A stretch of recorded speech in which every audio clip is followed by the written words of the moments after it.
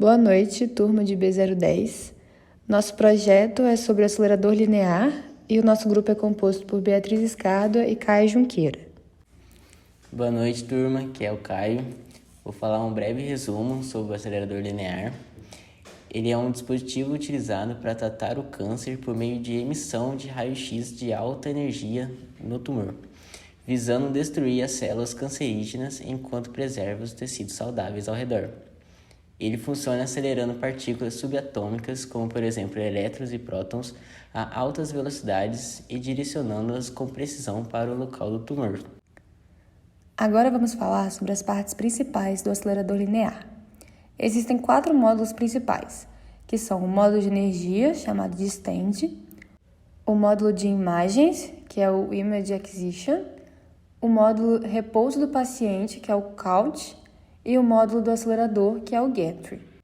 Cada módulo possui suas peças principais.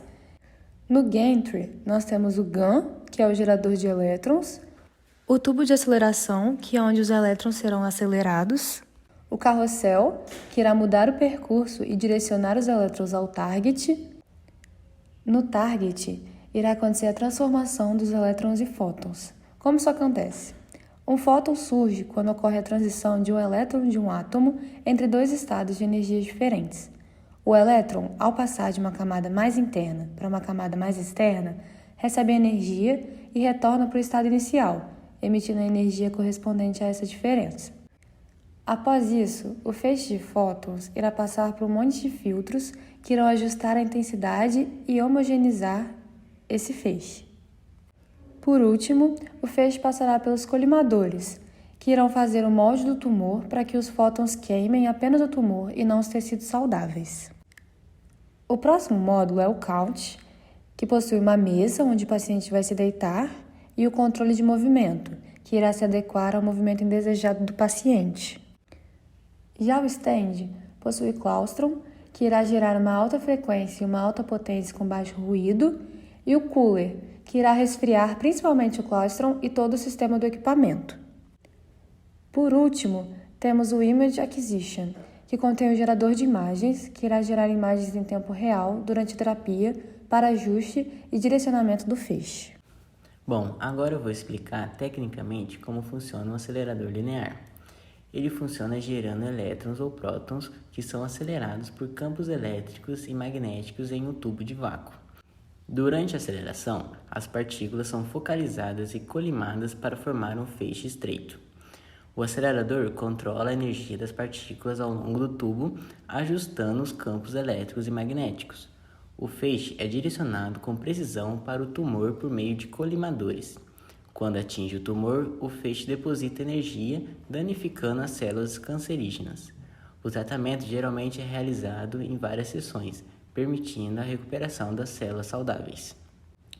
Na etapa do planejamento, o paciente não necessita estar presente e os profissionais envolvidos, como dosimetristas, físicos e médicos, irão delimitar, na imagem da tomografia, o local do corpo que será tratado, bem como os órgãos normais adjacentes que serão protegidos.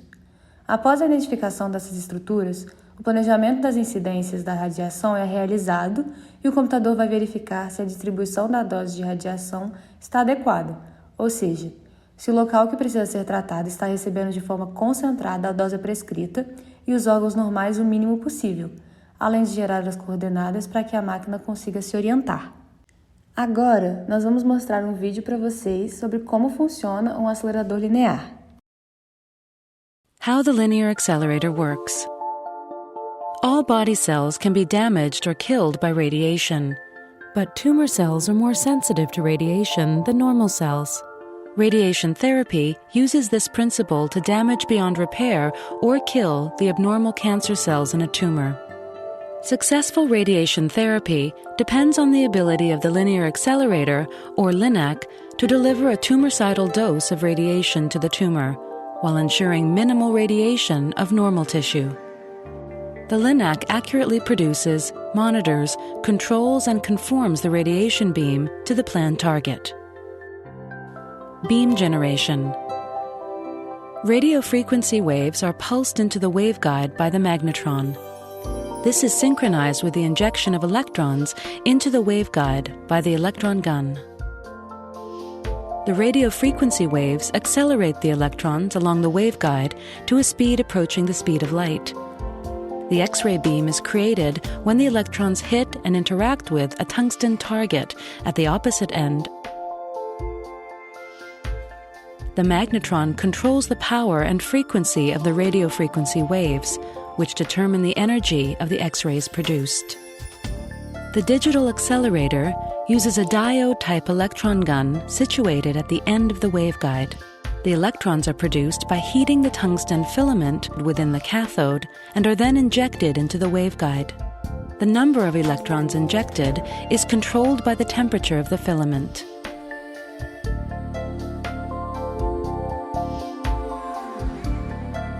The electrons are accelerated along the waveguide toward the target.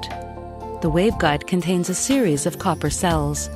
Small holes, or irises, between these copper cells allow the electrons to travel along the waveguide and help to focus the beam. A vacuum is created to ensure that the electron beam is not impeded by other particles.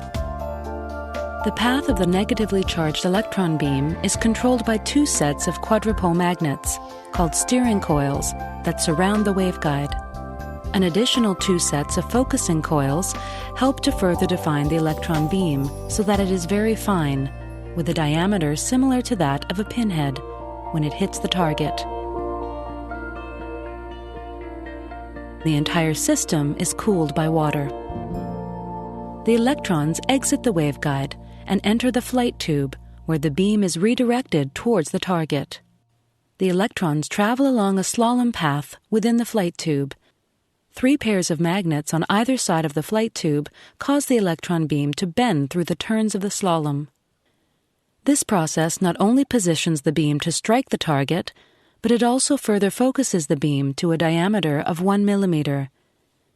The design of the magnets enables them to focus electrons of slightly different energies onto the same point on the target. This is called achromatic behavior. This slalom bending is unique to electrolinear accelerators. It helps to minimize the size of the machine and ensures that its isocenter remains low, which is important for patient setup. The high-energy electrons hit a small tungsten target where the electron energy is converted into photons, or X-rays. The high-energy photons emerge from the target in a variety of directions. The primary collimator only allows forward-traveling X-rays to pass through, creating a cone-shaped beam. The primary collimator minimizes leakage and therefore excess total body dose by absorbing scattered X-rays traveling in the lateral direction. It also defines the maximum size of the resulting clinical radiation beam.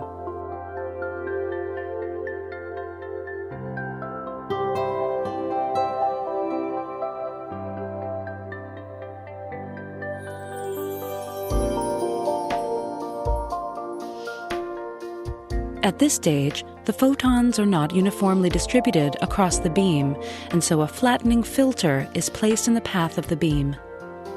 The cone-shaped filter absorbs more photons from the center of the beam than from the sides, creating a uniform photon beam. Dose measurement. The photons now pass through the ion chamber for dose measuring and beam quality monitoring. The dose delivered to the patient is measured and controlled simultaneously in 2 independent ionization chambers. One chamber is the primary dosimeter. It measures the radiation and terminates the beam when the required dose has been delivered. The secondary ion chamber acts as a backup and will stop the irradiation if the primary chamber fails. The treatment machine must replicate the beams modeled within the planning system. This is critical to the accuracy of treatment delivery. A beam quality function is performed by a third ionization chamber, which uses 7 electrodes to monitor different sections of the radiation field. The X-ray beam is almost ready to treat the patient. Before that, further beam shaping is required to ensure that the shape of the delivered X-ray beam matches the shape of the tumor. This is done using a multi-leaf collimator, a number of fine tungsten leaves which move independently of one another and can create a variety of complex treatment shapes.